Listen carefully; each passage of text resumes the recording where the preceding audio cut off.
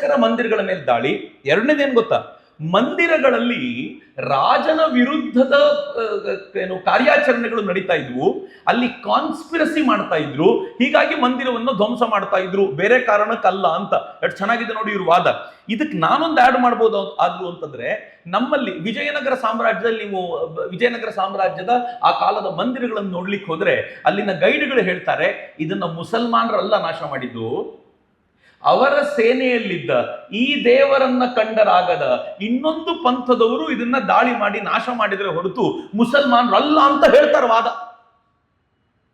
ಎಷ್ಟು ಚೆನ್ನಾಗಿ ಅವರು ಮಾಡಿರುವಂತ ಈ ಕೃತ್ಯಗಳನ್ನು ಮುಚ್ಚಿಡುವಂತ ಪ್ರಕ್ರಿಯೆ ನಡೆಯುತ್ತೆ ಅಂತಂದ್ರೆ, ನಾವು ಕಾಲಕ್ರಮದಲ್ಲಿ ಅದನ್ನು ಒಪ್ಕೊಂಡು ಬರ್ತೀವಿ ಅಂತ. ಸೀತಾರಾಮ್ ಗೋಯಲ್ರ ಬದುಕು ಬಹಳ ವಿಚಿತ್ರವಾದ್ದು. ಅವರು ಈ ತರದನ್ನೆಲ್ಲ ಒಪ್ಕೊಂಡು ಬಂದವ್ರೆ. ಸೀತಾರಾಮ್ ಗೋಯಲ್ರ ಫ್ಯಾಮಿಲಿಯವರು, ಅವರು ಗರೀಬ್ ಸಂತರ ಫ್ಯಾಮಿಲಿ, ಅದನ್ನ ಅನುಸರಿಸ್ಕೊಂಡು ಬಂದವರು. ಆನಂತರದ ದಿನಗಳಲ್ಲಿ ರಾಮಕೃಷ್ಣರನ್ನ, ವಿವೇಕಾನಂದರನ್ನ ಓದಿಕೊಂಡು ತಮ್ಮ ದೇವರ ಕೋಣೆಯಲ್ಲಿ ರಾಮಕೃಷ್ಣರು ವಿವೇಕಾನಂದರ ಚಿತ್ರ ಇಟ್ಕೊಂಡವರು. ಮುಂದೊಂದು ದಿನ ಆರ್ಯ ಸಮಾಜದ ಆ ಪ್ರಭಾವ, ಅದರ ಆಘಾತವನ್ನು ಕಂಡು ಸ್ವಲ್ಪ ಇವೆಲ್ಲಗಳಿಂದ ದೂರವಾದವರು ಓಲ್ಡ್ ಟೆಸ್ಟಮೆಂಟ್ ಸಿಕ್ತು, ಅದನ್ನು ಓದಿದ್ರು. ಜೀಸಸ್ ಕ್ರೈಸ್ಟ್ ಏನ್ ಚೆನ್ನಾಗಿ ಹೇಳ್ತಾರೆ ಅಂತ ಹೇಳಿ ಅವ್ರು ಜೀಸಸ್ ಕ್ರೈಸ್ಟ್ ನಮ್ಮ ಒಂದು ಫೋಟೋ ತಂದ್ಕೊಂಡು ಇಟ್ಕೊಂಡ್ರು. ಆಮೇಲೆ ಕಮ್ಯುನಿಸಂನ ಪ್ರಭಾವಕ್ಕೆ ಒಳಗಾದ್ರು. ಇನ್ನೇನ್ ಕಾಮ್ರೇಡ್ ಆಗಿ ಕನ್ವರ್ಟ್ ಆಗಬೇಕು. ಅವರು ಸಂಸ್ಕೃತ ಮೇಷ್ಟ್ರು ಅವರಿಗೆ ಒಂದು 4 ಸಂಗತಿ ಹೇಳಿದ್ರು. ಆರ್ಯರ ಆಕ್ರಮಣ ಸುಳ್ಳಪ್ಪ, ದ್ರವಿಡರು ಬೇರೆ ಆರ್ಯರು ಬೇರೆ ಅನ್ನೋದು ಸುಳ್ಳು, ಇದು ಇವ್ರು ಹುಟ್ಟಾಕಿರುವಂತ ಚಿಂತನೆಯಿಂದ ಗಾಬರಿ ಆಗೋಯ್ತು ಅವ್ರಿಗೆ. ಸ್ಕೂಲ್ನಲ್ಲಿ ಓದಿದ್ದೆಲ್ಲ ಇದೇ ಅಲ್ಲಪ್ಪ ನಾನು ಇಡ್ತೀನ ಅಂತ ಮತ್ತು ವಾಪಸ್ ಭಾರತೀಯ ಚಿಂತನೆಗಳತ್ತ ಮರಳಿ. ಆಗ ಅವ್ರಿಗೆ ಗೊತ್ತಾಯ್ತು ಈ ದೇಶದಲ್ಲಿ ನಡೀತಾ ಇರೋದು ಎಷ್ಟು ಅನ್ಯಾಯಗಳು ನಡೀತಾ ಇವೆ. ಮತ್ತು ಅದೇ ಸಂದರ್ಭದಲ್ಲಿ 1946 ನಲ್ಲಿ ಯಾವ ಡೈರೆಕ್ಟ್ ಆಕ್ಷನ್ ಮುಸಲ್ಮಾನರು ಹಿಂದೂಗಳ ಮೇಲೆ ನಡೆಸಿದ್ದಿತ್ತೋ, ಆ ಜರ್ಜರಿತವಾಗಿರುವಂತ ಆ ಹಿಂದೂಗಳ ಸ್ಥಿತಿಗತಿಯನ್ನು ಕಂಡ ಅವರಿಗೆ ಇದರ ಆಳಕ್ಕೆ ಹೋಗಬೇಕು ಅಂತ ಅನ್ನಿಸಿದ ನಂತರ ನಮಗೊಬ್ರು ಸೀತಾರಾಮ್ ಗೋಯಲ್ ಸಿಕ್ಕಿರೋದು. ಸಾಮಾನ್ಯವಾದ ವ್ಯಕ್ತಿ ಅಲ್ಲ ಅವರು. ಹೀಗಾಗಿ ಅವ್ರು ಏನಾದ್ರೂ ಹೋಗ್ತಾರೆ ಅಂದ್ರೆ ಆಳಕ್ಕೆ ಹೋಗ್ತಾರೆ. ಅವ್ರ ಕೃತಿಗಳನ್ನ ಅರ್ಥ ಮಾಡ್ಕೊಳ್ಳೋದು ಬಹಳ ಕಷ್ಟ. ಮೂಲ ಕೃತಿಗಳನ್ನ ಅರ್ಥ ಮಾಡ್ಕೊಳ್ಳೋದು ಸುಲಭ ಅಲ್ಲ. ನಮಗೇನಾದ್ರೂ ಒಂದು ಉದ್ದೇಶ ಇದ್ದು ತಿಳ್ಕೊಳ್ಳೇಬೇಕು ಅಂತ ಹಠ ಇದ್ರೆ ಮಾತ್ರ ಅರ್ಥ ಆಗುವಂತ ಕೃತಿಗಳು. ಸುಮ್ಮನೆ ನಾವು ಕಾದಂಬರಿಯನ್ನು ಓದ್ದಂತೆ ಓದ್ತೀವಿ ಅಂದ್ರೆ ಖಂಡಿತವಾಗಿಯೂ ಅರ್ಥ ಆಗೋದಿಲ್ಲ. ಅದಕ್ಕೆ ಒಂದು ಪೂರ್ವಭಾವಿ ನಮ್ಗೊಂದು ತಯಾರಿ ಇದ್ರೆ ಮಾತ್ರ ಸಾಧ್ಯ. ನೀವು ಈ ಕೃತಿಯಲ್ಲಿ ಅದನ್ನು ಅರ್ಥ ಮಾಡ್ಕೋಬೇಕು ಅಂತಂದ್ರೆ, ಅಜ್ಜಂಪುರ್ ಅವರು ಒಂದು ಅನುವಾದಕನ ಅರಿಕೆನೆ ಮಾಡ್ಕೊಂಡಿದ್ದಾರೆ. ಒಂದು ಚೆನ್ನಾಗಿ ಬರೆದಿದ್ದಾರೆ ಅವರು. ನಾನೊಂದ್ಸಲ ಒಂದು ಅನುವಾದ ಮಾಡ್ಲಿಕ್ಕೆ ಕೂತ್ಕೊಂಡೆ, ಅವ್ರು ಒಂದು ಸೆಂಟೆನ್ಸ್ 1 ಪೇಜ್ ಆಯ್ತು ಅಂತ. ಸೀತಾರಾಮ್ ಗೋಯಲ್ರ ಒಂದು ಸೆಂಟೆನ್ಸ್ ನ ಅನುವಾದ ಮಾಡ್ಲಿಕ್ಕೆ 1 ಪೇಜ್ ಬರಿಬೇಕಾಯ್ತು ನನಗೆ. ಅಷ್ಟು ವಿಸ್ತಾರವಾಗಿರುವಂತ ಅವರ ಭಾಷೆ, ಅವರ ಇತಿಹಾಸದ ಮೇಲಿನ ಹಿಡಿತ, ಅವರ ಅಧ್ಯಯನ, ಇವೆಲ್ಲವೂ ಎಷ್ಟು ಆಳವಾದ್ದು ಅಂತಂದ್ರೆ ಅದಕ್ಕೊಂದು ವಿಶೇಷವಾದ ಶಕ್ತಿ ಬೇಕು. ಈ ದೃಷ್ಟಿಯಿಂದ ನಮ್ಗೆಲ್ಲರಿಗೂ ಕನ್ನಡದಲ್ಲಿ ಈ ಕೃತಿಯನ್ನ ಕೊಟ್ಟಂತ ರಾಷ್ಟ್ರೋತ್ಥಾನ ಸಾಹಿತ್ಯಕ್ಕೆ ನಾನು 100 ಬಾರಿ ಕೃತಜ್ಞತೆಯನ್ನು ಸಲ್ಲಿಸ್ತೀನಿ. ಯಾಕೆಂದ್ರೆ ಹೃದಯಕ್ಕೆ ಹತ್ತಿರವಾಗಿ ಅದನ್ನು ಓದ್ಕೊಳ್ಳಿಕ್ಕೆ ಸಾಧ್ಯ. ಫೈನ್, ನಾನು ವಿಚಾರಕ್ಕೆ ಬರ್ತೀನಿ. ಈ ಇಸ್ಲಾಮಿನ ಈ ಪ್ರಭಾವವನ್ನ ನಮ್ಮವ್ರು ಹೇಗೆ ತಗೊಂಡು ಹೋದ್ರು ಅಂತಂದ್ರೆ, ಅದು ಲೆಫ್ಟಿಸ್ಟ್ ರೈಟರ್ಸ್ ಇರ್ಬೋದು, ನಮ್ಮವರು ಸೇರಿದಂತೆ ನಾವು ಎಲ್ಲಿವರೆಗೂ ತಗೊಂಡು ಬಂದ್ವಿ ಅಂತಂದ್ರೆ, ಆಕ್ರಮಣ ಮಾಡಿದವರು ಮುಸಲ್ಮಾನರೇ ಆಗಿರಲಿಲ್ಲ ಅಂದ್ಬಿಟ್ರು. ಆಕ್ರಮಣ ಮಾಡಿದವರು ಮುಸಲ್ಮಾನರೇ ಆಗಿರಲಿಲ್ಲ ಅಂದ್ರು ಮುಸಲ್ಮಾನರೇ. ಅವರು ಅಲ್ಲಾಹ್ ಅಕ್ಬರ್ ಅಂತಾನೆ ದಾಳಿ ಮಾಡ್ತಾ ಇದ್ದಿದ್ದು. ಅವರ ದಾಳಿಯ ನಂತರ ಬಂದಿರುವಂಥದ್ದು ಎಲ್ಲವನ್ನೂ ಕೂಡ ಅಲ್ಲಾಹನಿಗೆ ಸಮರ್ಪಣೆ ತಾನೇ ಸ್ವೀಕಾರ ಮಾಡ್ತಿದ್ದಿದ್ದು. ಆದ್ರೆ ಮುಸಲ್ಮಾನರೇ ಅಲ್ಲ. ಯಾಕೆ ಅಂತಂದ್ರೆ, ಹಂಗಂದ್ಬಿಟ್ರೆ ಇವರ ಕೃತ್ಯಗಳಿಂದ ನಮ್ಮನ್ನು ನಾವು ದೂರ ಮಾಡಿಕೊಳ್ಳಬಹುದು ಅಂತ ಪ್ರಕ್ರಿಯೆ ಇತ್ತು. ಮಹಾತ್ಮ ಗಾಂಧೀಜಿದು ಒಂದು ಮಾತಿದೆ, ಬಹಳ ಚೆನ್ನಾಗಿದೆ. ಅವ್ರೇನ್ ಹೇಳ್ತಾರೆ ಅಂದ್ರೆ, ಸೀತಾರಾಮ್ ಗೋಯಲ್ ಉಲ್ಲೇಖ ಮಾಡಿದ್ದಾರೆ ಅದನ್ನ. ಅವ್ರು ಹೇಳ್ತಾರೆ, ಇಸ್ಲಾಂ ಈಗಷ್ಟೇ ಹುಟ್ಟಿದೆ, ಅದರ ವ್ಯಾಖ್ಯಾನ ಇನ್ನೂ ಪ್ರಗತಿಯಲ್ಲಿದೆ, ಹೀಗಾಗಿ ತುಂಬಾ ಕ್ರಿಟಿಕಲ್ ಆಗ್ಬೇಡಿ ಇಸ್ಲಾಂ ಬಗ್ಗೆ ಅಂದ್ರು. ನೀವು ತುಂಬಾ ಕ್ರಿಟಿಕಲ್ ಆಗ್ಬಿಟ್ರೆ ಹೆಂಗೆ? ನೆನ್ನೆ ಮೊನ್ನೆ ಹುಟ್ಟಿರುವಂತ ಶಿಶು, ಅದು ಇನ್ನೂ ವ್ಯಾಖ್ಯಾನ ಪ್ರಗತಿಯಲ್ಲಿದೆ ಅಂತ. ಅಂದ್ರೆ ನಮಗೆ ಗೊತ್ತಿಲ್ಲದಂತೆ ನಮ್ಮನ್ನು ಹೇಗೆ ಮೋಲ್ಡ್ ಮಾಡಿದ್ರು ಅಂತಂದ್ರೆ, ಇಸ್ಲಾಂ ಮಾಡಿರುವಂತ ಎಲ್ಲ ಇಸ್ಲಾಂನ ಎಲ್ಲ ಆಕ್ರಮಣಕಾರಿ ವ್ಯಕ್ತಿತ್ವಗಳನ್ನ ಅದು ಇಸ್ಲಾಮಿನದ್ದೇ ಅಲ್ಲ, ಇಸ್ಲಾಂ ಬೇರೆನೆ ಅಂತ ಹೇಳುವ ಪ್ರಕ್ರಿಯೆ ನಡೆದ್ರೆ, ಇಸ್ಲಾಮಿದ್ ಇಷ್ಟಾದ್ರೂ ಇದ್ರೆ ಈಗ ತಾನೇ ಶುರುವಾಗಿದೆ, ಸ್ವಲ್ಪ ತಪ್ಪುಗಳನ್ನು ಕ್ಷಮಿಸಿಬಿಡೋಣ ಅಂತ ನಮ್ಮಲ್ಲೂ ಕೆಲವರು ಇದ್ದಾರಲ್ಲ.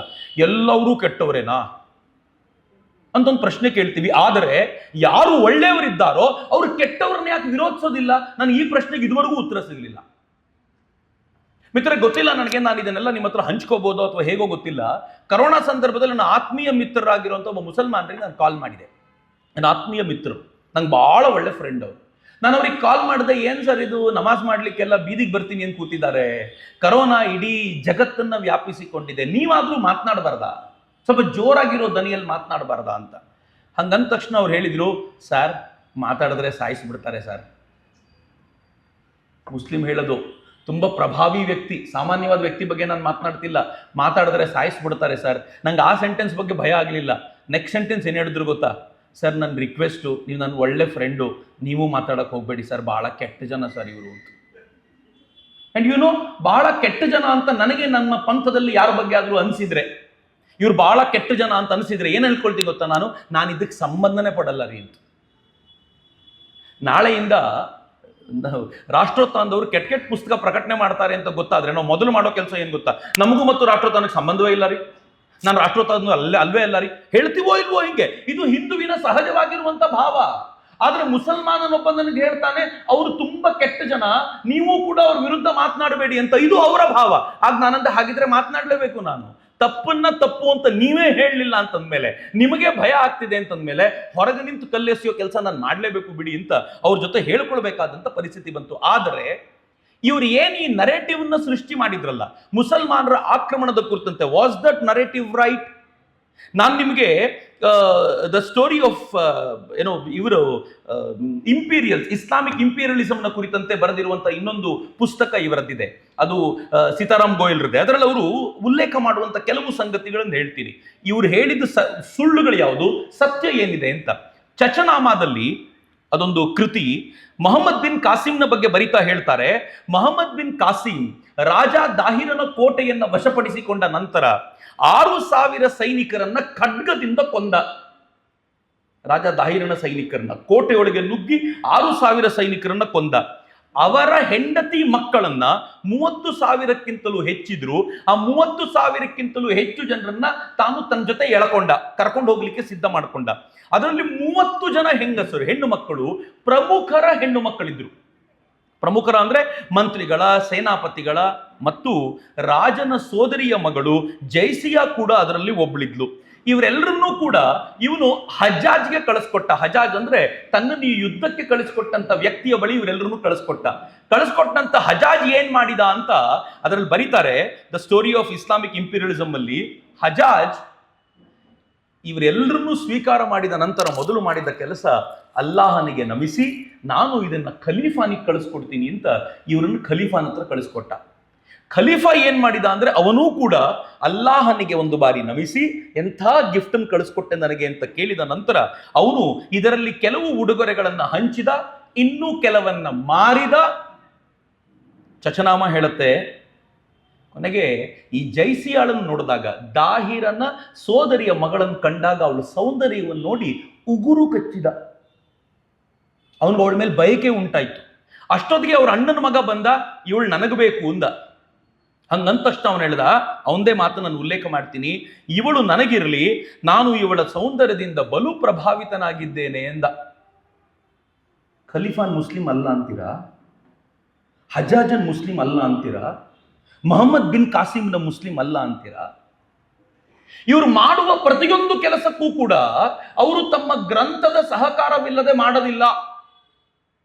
ಇದೇ ರಾಜ ದಾಹಿರನನ್ನು ಸೋಲಿಸಿದ ಈ ಮೊಹಮ್ಮದ್ ಬಿನ್ ಕಾಸಿಂ ಒಂದು ಪತ್ರವನ್ನು ಬರೀತಾನೆ ಹಜ್ಜಾಜನಿಗೆ. ನಾನು ರಾಜ ದಾಹಿರನನ್ನು ಸೋಲಿಸ್ಲಿಕ್ಕೆ ಅವನ ಕಡೆಯವರೇ ನಂಗೆ ಸ್ವಲ್ಪ ಜನ ಹೆಲ್ಪ್ ಮಾಡಿದ್ದಾರೆ. ಈ ಹೆಲ್ಪ್ ಮಾಡಿರೋರಿಗೆ ನಾನು ನಿಮ್ಮನ್ನು ಉಳಿಸ್ತೀನಿ ಅಂತ ಭರವಸೆ ಕೊಟ್ಟಿದ್ದೀನಿ. ಈ ಭರವಸೆ ನಾನು ಉಳಿಸ್ಕೊಳ್ಬೇಕೋ ಬೇಡವೋ? ನಮ್ಮ ಅಲ್ಲಾಹ್ ಏನ್ ಹೇಳ್ತಾರೆ ಇದಕ್ಕೆ?